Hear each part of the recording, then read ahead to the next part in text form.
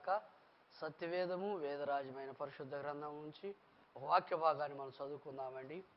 ఈ దినం ప్రత్యేకంగా 7 అనగా 7 స్టేట్మెంట్స్ అనే మాటను చూస్తాం. యేసుక్రీస్తు వారి యొక్క మరణ వాంగ్మూలము, ఆయన చనిపోయే ముందుగా యావత్ ప్రపంచానికి ఇచ్చినటువంటి మరణ వాంగ్మూలము అనగా ఆకాశానికి ఎక్కిన ఆదేశాలను మనం కొన్నిటిని జ్ఞాపకం చేస్తాం.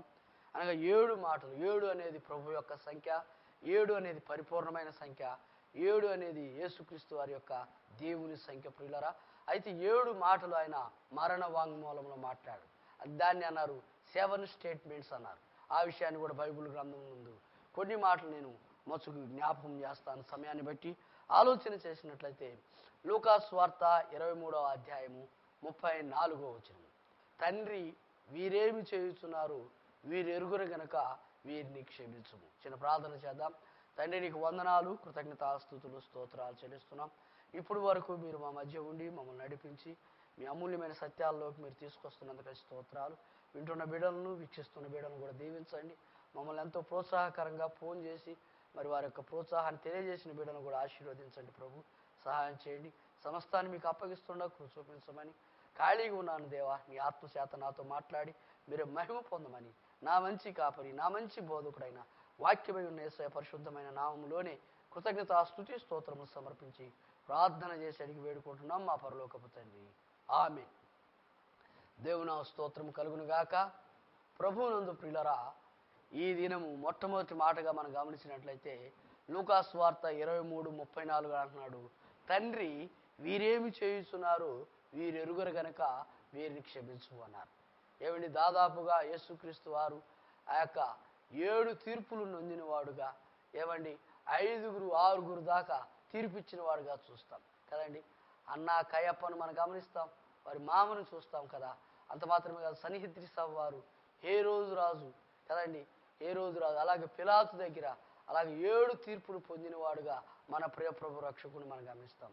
హేరోదు దగ్గర తీసుకొచ్చినప్పుడు కూడా ఏళ్ళలో చనిపోవడానికి గల హేతు ఏది నాకు కనపడలేదన్నాడు. అలాగే మరి పిలాతు సైతం అన్నాడు, ఏని చంపడానికి నాకు ఏ దోషము కనపడలేదని తన చేతులు కడుక్కున్నాడని. అలాగే అన్న కయప్ప వాళ్ళ మామాళ్ళు ఇద్దరు కూడా సాక్ష్యం ఇచ్చారు. అంత మాత్రమే కాదు, సన్నిహిద్రి సభ వారు యూదులు సైతము 70 మంది కూడి వివాహమైన బిడలు సన్నిహిద్రి సభగా జనసమూహముగా కూడిన వారు సైతం సాక్ష్యం ఇచ్చారు. అయినను సరే వారి అల్లరి గెలిచినది, వారి కేకలు గెలిచాయని దేవుని వాక్యం మనం చూస్తాం. అందుకే అంటాడు పేతురు రాసిన భక్తుడు అంటున్నాడు, అన్యాయముగా ఆయన కొనుపోబడెను అన్నాడండి. అన్యాయమే వాస్తవంగా తీర్పులు చూస్తే న్యాయమైన తీర్పు ఏం కాదు, కానీ అన్యాయంగా తీర్పు తీర్చబడ్డాడు అనే సత్యాన్ని మనం గమనిస్తాం పిల్లరా. అందుకే బైబిల్ గ్రంథం మనం చూస్తున్నాం. మొదటి మాటగా చూస్తే తండ్రి వీరేమి చేయుచున్నారు, వీరెరుగురు గనక వీరిని క్షమించుము అన్నాడు. ఏమండి, క్షమాపణ అనేది మన ప్రియప్రభు రక్షకుడు యేసుక్రీస్తు వారి మాత్రమే మనం చూస్తాం. మార్కు సువార్త 2వ అధ్యాయం 10వ వచనం చూస్తే పాపులను రక్షించుటకు అనే మాట చూస్తాం. ఏమండి, మనుష్య కుమారుడికి అధికారము కలదు అన్నాడు. పాపాలను క్షమించడానికి అధికారం భూమి మీద మన ప్రియప్రభు రక్షకుడు యేసుక్రీస్తు వారికి మాత్రమే ఉన్నదండి. ఆ విషయం గుర్తెరగాలి. ఎవరు పడితే వారు పాపాలు క్షమిస్తామంటానికి వీలేదు. ఒక్కొక్క దానికి, ఒక్కొక్క చట్టానికి ఒక్కొక్క న్యాయాధిపతి, ఒక్కొక్క అధికారి ఉంటుండగా, అలాగే డాక్టర్లు సైతం ఒక్కొక్క రోగానికి, ఒక్కొక్క అవయవానికి ఒక్కొక్క డాక్టర్ ఉంటుండగా, అలాగే పాపాలు క్షమించబడాలంటే ఒక్క యేసుక్రీస్తు ప్రభు వారండి.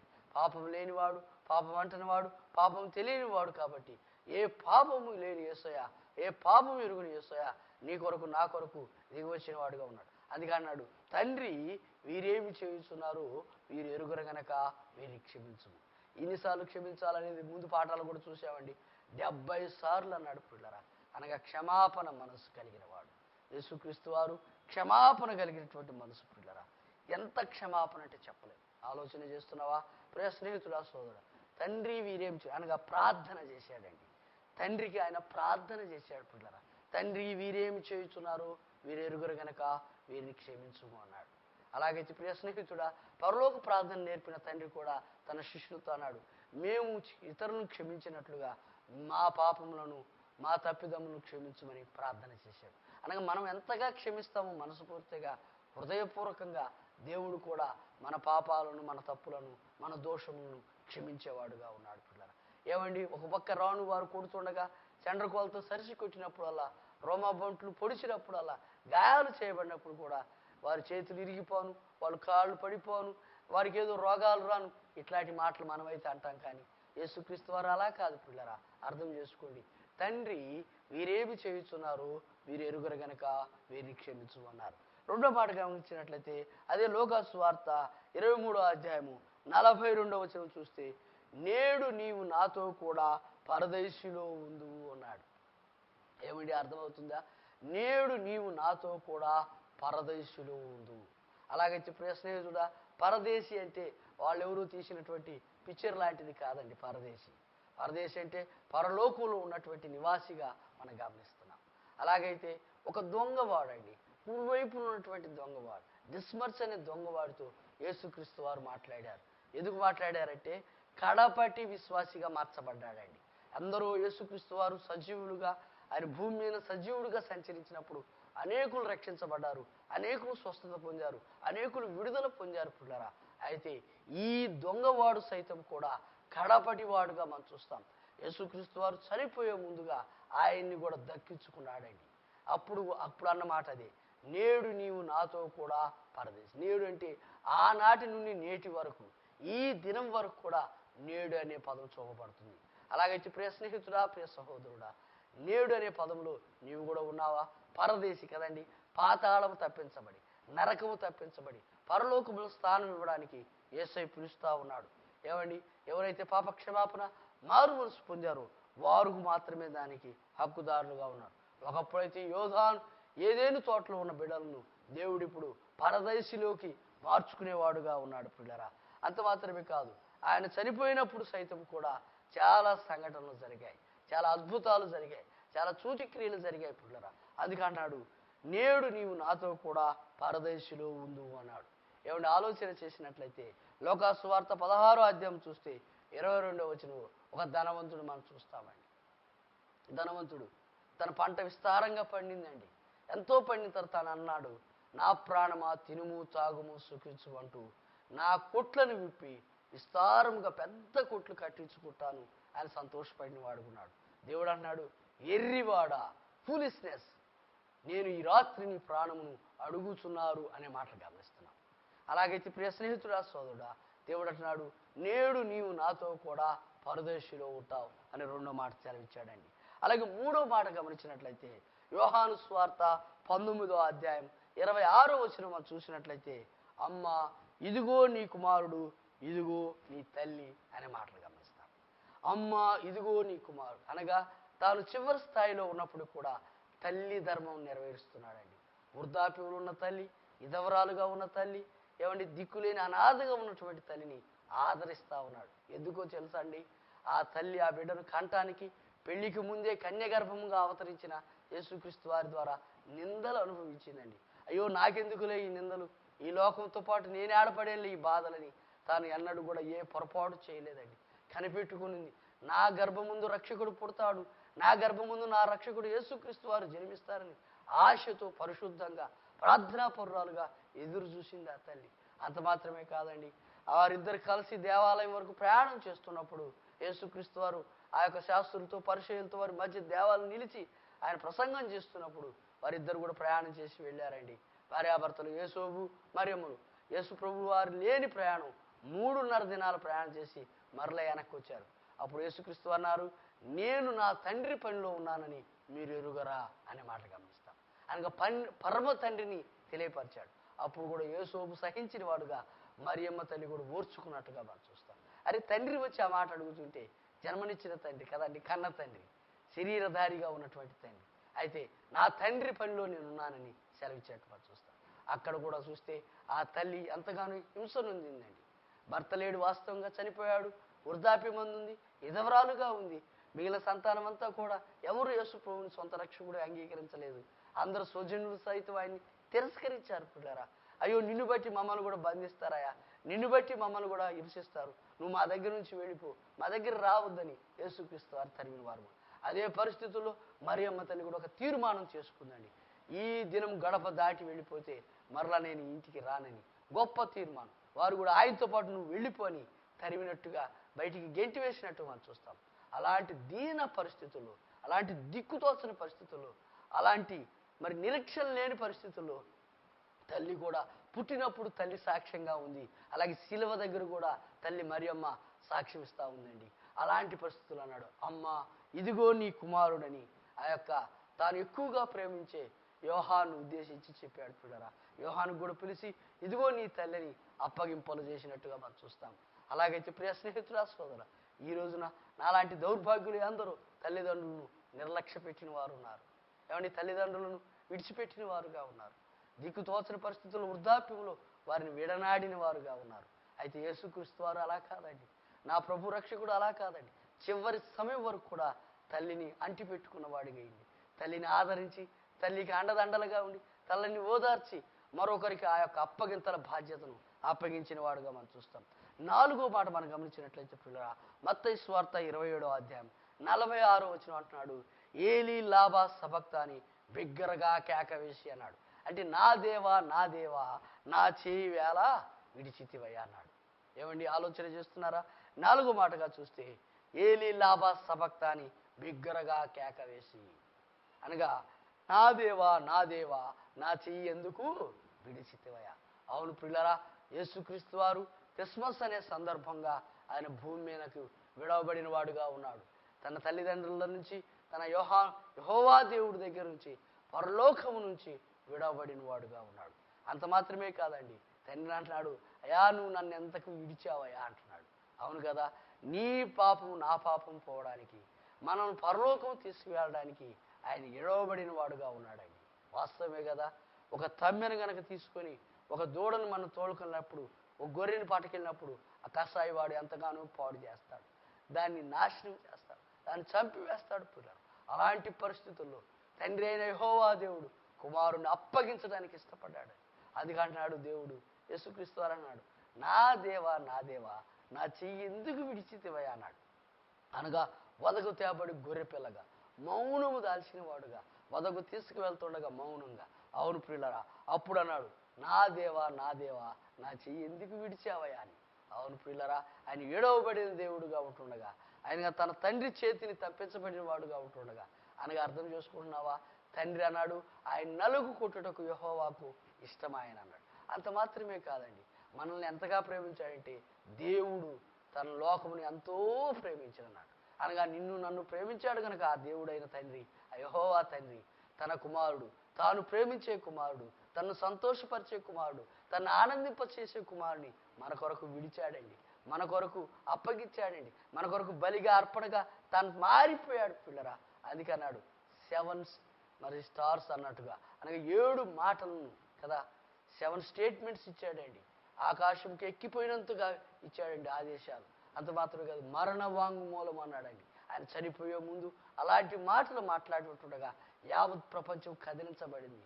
ఆసియా ఖండమైంది, ఖండాల్లోనూ, సముద్ర తీరాల్లోనూ, అడవుల్లోనూ, కొండల్లోనూ ఆయన గురించి ప్రవచన లేఖనాలు నెరవేరాయి ప్రియులరా. అది కాటున్నాడు, ఏలీ లాబా సబక్తాని బిగ్గరగా కేకవేసి నా దేవా నా చెయ్యి ఎందుకు విడిచితివయ్యా అని కోరుకున్నాడు ప్రియులరా. అంత మాత్రమే కాదు కానీ 5వ మాటగా మనం గమనించినట్లయితే యోహాను సువార్త 19వ అధ్యాయం 28వ వచనం మనం చూస్తామండి. యోహాను సువార్త 19వ అధ్యాయం 28వ వచనం చూస్తే దప్పిక కొనుచున్నాను అన్నాడు. ఏమండి, యేసుక్రీస్తు వారు దప్పిక కొనుచున్నాను అన్నాడు. ఏమండి, ఆలోచన చేస్తే 2 సమయాలు, 2 సందర్భాల్లో యేసుక్రీస్తు వారి యొక్క దప్పిక గురించి చెప్పబడిందండి. యోహాను సువార్త 4వ అధ్యాయం చూస్తే యాకోబు బావి దగ్గర ఆ యొక్క ఉట్టీనా అనే సహోదరి, ఆ యొక్క సమరయ స్త్రీ ఉట్టీనా అమ్మాయి పేరు, ఆ పుట్టీనా అనే సహోదరి తాను కూడా ఎంతగానో ఆయన గురించి సాక్ష్యం ఇచ్చింది కదండి.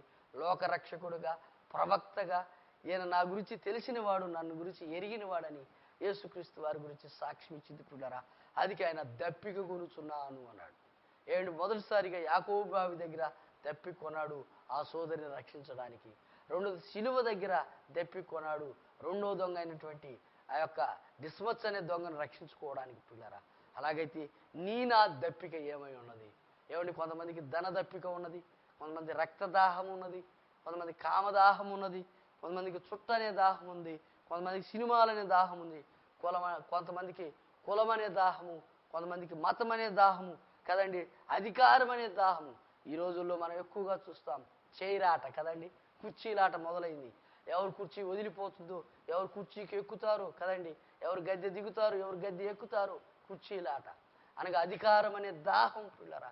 అలాగైతే ప్రియ స్నేహితుడా, ప్రియ సహోదరుడా, ప్రియ దేవుని సంగమా, నీ దాహం ఏమై ఉన్నది? నా యేసయ్య దాహం అని రెండు సందర్భాలు అనగా, ఒకటి అక్షరార్థంగా అన్నాడు, రెండోది ఆత్మీయంగా అన్నాడు పిల్లరా. రెండింటికి న్యాయం చేశాడు ఆయన. అలాగైతే నీ దప్పిక ఏమిటి? చుట్టదాగే దప్పిక, సినిమాలు చూసే దప్పిక, బూతులాడే దప్పిక, కులము మతనమే దప్పిక, లేదు తాగుడు పేకాట కిల్లి పాల్పరార్ కదండి, ఏదైతే దప్పికొన్నదో ముక్క కదండి, ఏ దప్పికొన్నదో నాకైతే తెలియదు. ఓ ప్రియ స్నేహితుడా, సోదరు, నువ్వు ఏ దప్పిక చేత ఉన్నా సరే నా ప్రియ ప్రభు పిలుస్తున్నాడు. నేను దప్పిక గల వాళ్ళ మీద నీళ్లను ఎండిన భూమి మీద వేస్తానని యెషయా గ్రంథం 44:3లో చెప్పాడు పిల్లరా. అలాగే యెషయా గ్రంథం 55 మొదట్లో చెప్పాడు. కొందరికైతే చదువు అనే దప్పిక, ఉద్యోగం అనే దప్పిక. అలాగైతే ప్రియ స్నేహితుడా, ప్రియ సోదరుడా, ఆత్మల దప్పిక కలిగి ఉన్నావా? ఆత్మీయ దప్పిక కలిగి ఉన్నావా?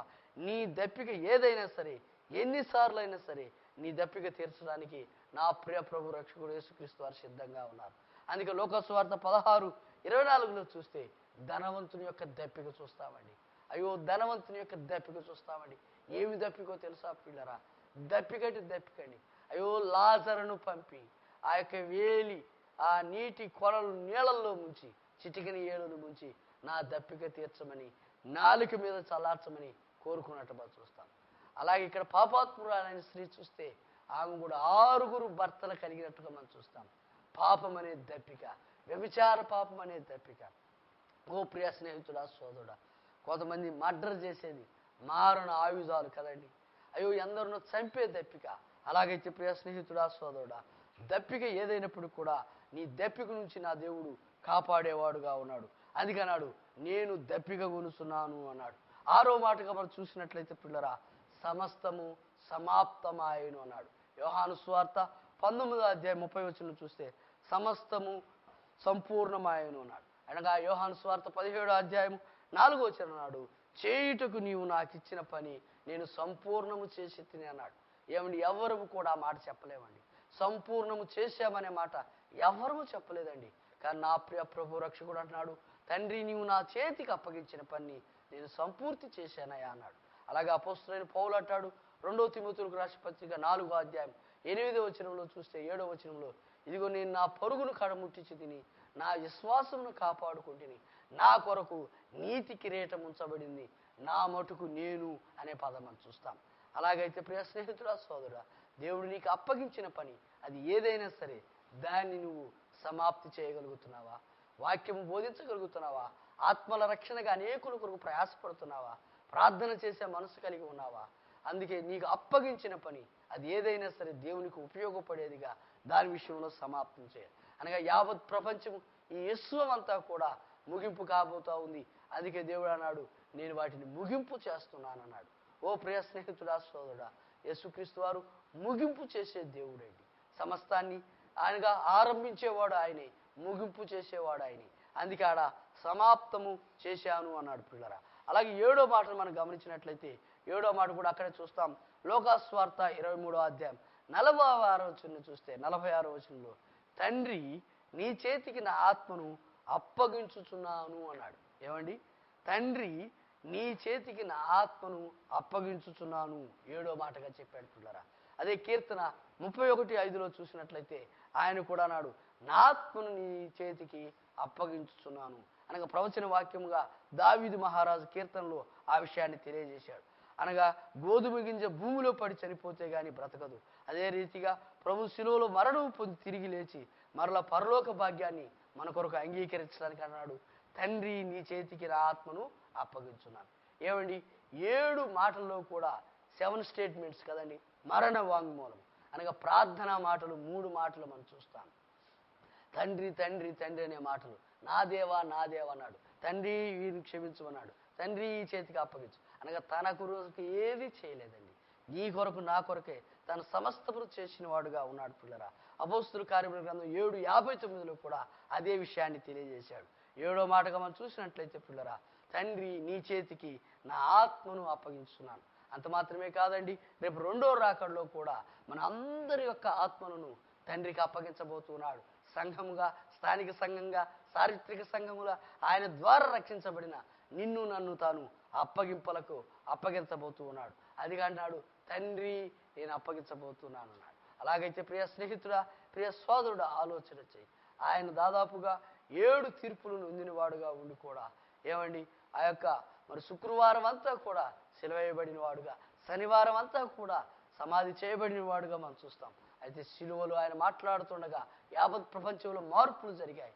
మిట్ట మధ్యాహ్నం వేళ 3 గంటల వేళ ప్రపంచంలో సూర్యుడు నలుపైపోయాడండి, అదృశ్యమైపోయాడండి. ప్రకృతి కనపడకుండా పోయింది పిల్లరా. అంత మాత్రమే కాదు పిల్లరా, ఉదయం 9 గంటలు మొదలుకొని మధ్యాహ్నం 3 గంటల వరకు అనగా మానవుని సంఖ్య అయినటువంటి 6 గంటలు ఆయన శిలువలో వేలాడాడు పిల్లరా. నీ కొరకు నా కొరకు నిన్ను నన్ను రక్షించడానికి 7 మాటల ద్వారా ఆయన యావత్ ప్రపంచాన్ని జయించిన వాడుగా ఉన్నాడు. అనగా విశ్వవీరుడుగా పేరు పొందిన వాడుగా ఉన్నాడు. విశ్వవీరుడుగా విశ్వరూపాన్ని యావత్ ప్రపంచానికి చాటి చెప్పిన వాడుగా యేసుక్రీస్తు వారి యొక్క జీవితం మనం చూస్తాం పిల్లరా. అంత మాత్రమే కాదు, మరణంపై అయిన విజయాన్ని సాధించిన వాడుగా మనం చూస్తాం. శిలువలో 7 మాటలు పొందాడు కదా. ఆలోచన చేస్తే మొదటి మాటగా తండ్రి వీరేమి చేయుచున్నారు, వీరెరుగురు గనక వీరిని క్షమించుమని మొదటి మాట క్షమాపణ మాటగా మనం చూస్తాం.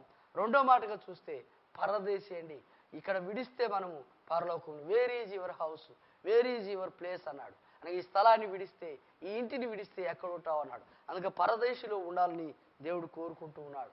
మూడోదిగా చూస్తే వృద్ధురాలైన తల్లి, ఎదోరాలైన తల్లి పట్ల బాధ్యత కలిగిన వాడుగా అప్పగింతలు చేసినట్టుగా చూస్తాం. నాలుగోదిగా చూస్తే నా దేవా నా దేవా నా చేయి ఎలా విడిచితివా అని చెప్పి ఆ యొక్క మరి వీటి విషయాల్లో కూడా గమనిస్తే చేతిని విడిచిన వాడుగా, తండ్రి యొక్క చేతిని విడిచిన వాడుగా క్రిస్మస్ ద్వారా మన మధ్యకి వచ్చినట్టుగా మనం చూస్తాం. ఐదో మాటగా చూస్తే దప్పిక కొని ఉన్నాను. అయ్యో యేసుక్రీస్తు వారి యొక్క దప్పిక నిన్ను నన్ను రక్షించే దప్పిక అండి. ఆ రోడ్డు సమయ స్త్రీ దగ్గర, యాకోబు బావి దగ్గర యోహాను సువార్త 4వ అధ్యాయం పుట్టిన అనే సహోదరిని రక్షించుకోవడానికి అక్కడ దప్పిక అన్నాడు. రెండవదిగా సిలువలో రెండో వైపు ఉన్నటువంటి దొంగను రక్షించుకోవడానికి అక్కడ దప్పిక అన్నాడండి. ఆ దప్పిక కూడా తీర్చబడినట్టుగా మనం గమనిస్తాం. అలాగైతే నా దప్పిక ఏదైనా సరే, అది ఉద్యోగమా, వ్యాపారమా, ఏమండి సినిమానా, చుట్టా, సిగరెటా, లేదా కులమా, మతమా, త్రాగుడా, ఏదైతే పేకాట, పాన్పర, గుర్క, ఏదైతే వాటన్నిటి నుంచి కూడా దేవుడు నీ దప్పికను తీర్చేవాడుగా ఉన్నాడు. అందుకే నా యొద్దకు రండి, నేను మీకు దప్పిక తీరుస్తా అన్నాడండి. ఆరో మాటగా చూస్తే సమాప్తం అన్నాడండి. యోహాను సువార్త 19:30 చూస్తే ఆయన సమాప్తము అన్నాడు పిల్లరా. అలాగైతే ఆయన చేసిన పని అంతా కూడా సమాప్తం చేసిన వాడుగా మనం గమనిస్తాం. అంత మాత్రమే కాదండి, 7వ మాట గమనిస్తే లోకాసు వార్త 23:46 అన్నాడు, తండ్రి నా చేతికి నీ ఆత్మను అప్పగిస్తున్నాను. ఏమని తాను ఎలాగ వచ్చాడో అలాగే తన ఆత్మ దేవుని వద్దకు వెళ్ళిపోయింది. వెళ్ళిపోతూ తాను లెక్కను అప్పగించిన వాడుగా ఉన్నాడు. అలాగైతే ప్రియ స్నేహితుడా, సోదరుడా, ఈ 7 వాక్యాలు అనగా మరణ వాంగ్మూలం, క్రీస్తు యొక్క మరణ వాంగ్మూలం. చనిపోయే ముందు హాస్పిటల్లో ఒక వ్యక్తి పోలీసు వాళ్ళకి ఇస్తే అది ఎంత విలువైందో చెప్పలేమండి. కనుక ఆ దేవుని ప్రేమను త్రోసిపుచ్చవద్దు, ఆ సిలువను ఎగతాళి చేయవద్దు. సిలువ మేడలో వేసుకోవటమే కాదు, గుడి మీద కట్టుకోవటమే కాదు, సమాధి మీద పెట్టుకోవటమే కాదు, ఒంటి మీద లేదా ఉంగరంగా చేసుకోవటం కాదు, కానీ ఆ సిలువైనటువంటి యేసుక్రీస్తు వారిని నువ్వు నీ సొంత రక్షకుడుగా అంగీకరించినట్లయితే ఆయన ప్రియబిడ్డగా, కుమారుడుగా తీర్చబడతావు. దేవుడే తన వాక్యం మన ఇనుకల్లో దీవించును గాక. ప్రార్థన చేసుకుందామండి. తండ్రి మీకు వందనాలు, కృతజ్ఞతాస్తుతులు, స్తోత్రాలు చెల్లిస్తున్నాం. ఇప్పుడు వరకు మీరు మమ్మల్ని కాచి కాపాడి రక్షించి భద్రపరిచినందుకే స్తోత్రాలు చెల్లిస్తున్నాం. ఈ యొక్క 7 స్టేట్మెంట్స్ అని యేసుక్రీస్తు వారి యొక్క మరణ వాంగ్మూలాన్ని తెలియజేసుకోవడానికి యావత్ ప్రపంచానికి ఆయన ఇచ్చినటువంటి ఆ యొక్క మరి వింతలుగా 7 వింతల మాటలను నేను జ్ఞాపకం చేసుకోవడానికి మీరు ఇచ్చిన కృప స్తోత్రాలు. ఆయన ప్రాణం పెట్టే ముందుగా ఎన్ని మాటలు చెప్పాడో, ఎంతమందిని రక్షించుకున్నాడో ఆ విషయాన్ని తెలియజేశాం. ఇంకా మిగిలిన కొందరు ఉంటుండగా నాయన ప్రియ నా తల్లిదండ్రులైన వారిని, ప్రియ సహోదరులను కూడా రక్షించండి. ప్రియ మిత్రులను, ప్రియ భర్తలను రక్షించండి అయ్యా. ప్రియ యవన బిడ్డలను రక్షించండి అయ్యా. ప్రియ సహోదరులను రక్షించండి తండ్రి. ఈ యొక్క సిలువ వార్త వ్యర్థం కాకున్నట్లుగా నాయన వారందరూ రక్షించబడి నీ బిడ్డలకు తీర్చబట్టుకు మీరే సహాయం చేయమని ఈ కొద్ది మాటలు మా ప్రాణప్రియుడు రక్షకుడు యేసయ్య పరిశుద్ధమైన నామములో ప్రార్థన చేసి అడిగి పొందుకుంటున్నాం మా పరలోకపు తండ్రి. ఆమేన్. సృష్టికర్త అయిన యెహోవా దేవుని దీవునియు, రక్షణకర్త అయిన యేసుక్రీస్తు వారి కృపయు, ఆదరణకర్త అయిన పరిశుద్ధాత్మ సహవాసము సన్నిధి చేరు నీ బిడ్డలకు ఇప్పుడు ఎల్లప్పుడు సదాకాలం నీ రాకడ పర్యంత వరకు తోడే నడిపించును గాక. ఆమె ప్రభునందు ప్రియులారా, మీ అందరికీ వందనాలు. ఈ యొక్క స్క్రీన్ మీద చూపిస్తున్నటువంటి నెంబర్ని 996383651 అనే నెంబర్ని కాంటాక్ట్ చేసినట్లయితే మీకు ఏదైనా ప్రార్థన అవసరతలు ఉంటే ప్రార్థన చేయించుకోవచ్చు, లేదా మా కొరకు కూడా మీరు ప్రార్థన చేయండి. మీ యొక్క ప్రోత్సాహం మాకు ఎంతో సహాయకరము కనుక మీరు అందరూ కూడా మా కొరకు ప్రార్థన చేయండి. అలాగే ప్రతి ఆదివారం ఉదయం 10 గంటల నుంచి 1 గంట వరకు ఆరాధన సమయం జరుగుతూ ఉంది. అలాగే ప్రతి శుక్రవారం ఉపవాస ప్రార్థన సాయంత్రం వేళ 7 గంటల నుంచి 10 గంటల వరకు జరుగుతూ ఉంది. అలాగే ప్రతి 2వ శుక్రవారం హోల్ నైట్ ప్రేయర్ అండి, సంపూర్ణ రాత్రి ఉపవాస ప్రార్థన జరుగుతూ ఉంటుండగా మీరు కూడా పాల్గొనవచ్చు, మాతో కలిసి ప్రార్థించవచ్చు. అందరికీ వందనాలు.